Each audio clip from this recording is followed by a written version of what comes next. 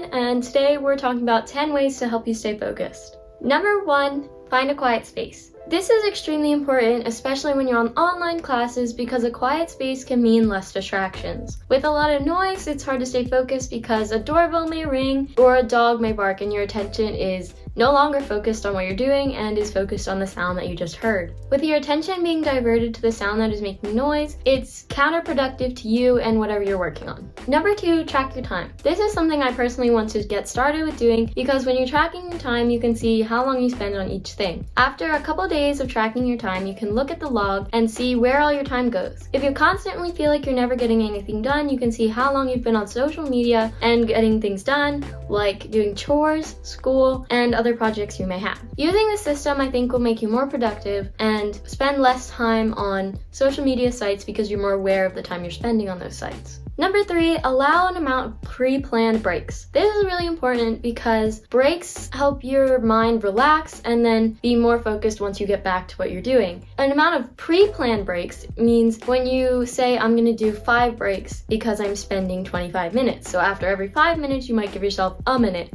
to just get up and stretch for a little bit so then your mind can be ready to work again. But when taking breaks, you have to discipline yourself so you don't spend about 20 minutes taking breaks and 5 minutes working. Rather, you want to spend 25 minutes working and 5 taking breaks. Number 4, ditch your phone. I know you want your phone next to you all the time and that you get important notifications sometimes, but when you're working, that is not the time to have your phone with you. A good strategy is to put your phone on Do Not Disturb or on airplane mode. Airplane mode would make it so you wouldn't get any notifications and you can't go on social media sites, and Do Not Disturb would just make it so you wouldn't get notifications to distract yourself. But the best thing you can do is leave your phone in a different room and then do school or your project you're working on. I often get distracted with my phone because I'll be doing schoolwork and something boring will come up and the teacher's just talking and I'll be like, oh, I don't need to hear this. So I start scrolling through Pinterest or something, and that is not what I should be doing, and I know all of you are doing it too, so I hope you're aware of that now. Number 5, make sure you're listening to the right music. This is extremely important because when you're listening to music, I know you're not working peacefully, okay? So when listening to music, you should not listen to the new Taylor Swift album and be singing along. You should listen to upbeat music without lyrics because that'll keep you focused on what you're doing and not the music that's playing in the background. Number 6, get rid of clutter.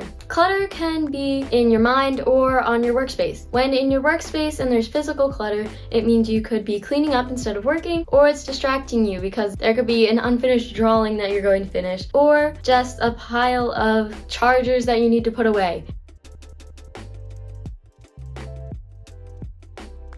And then on the flip side, mental clutter would be if there's something you're going to do after the project you're working on now and you're really excited for it and you can't get it out of your head and that's all you can think about. Or if you have a long list of things to do and that's what your brain is focused on and not your work. Number 7, get enough sleep. I know this might seem at first that it's not very important to how you focus, but it totally is. When you get enough sleep, you're not constantly thinking of how tired you are, but you're thinking, how can I improve upon this project or how can I do my schoolwork? Number 8, stop multitasking. Multitasking may seem that it's more productive, but I promise you it's not. When doing multiple things at the same time, you're spending longer on each thing than you would if you just did it individually. When doing things individually, you give more of your attention to the thing you're doing, and you could accomplish it in a shorter amount of time than when you're doing 2 things at the same time. It's not worth it, I promise you, so stop multitasking. Okay, number 9 is kind of like a split thing, so number 9 is remember the end goal and keep a list of your accomplishments. To remember the goal means when you're doing something, you think of the end result to keep you motivated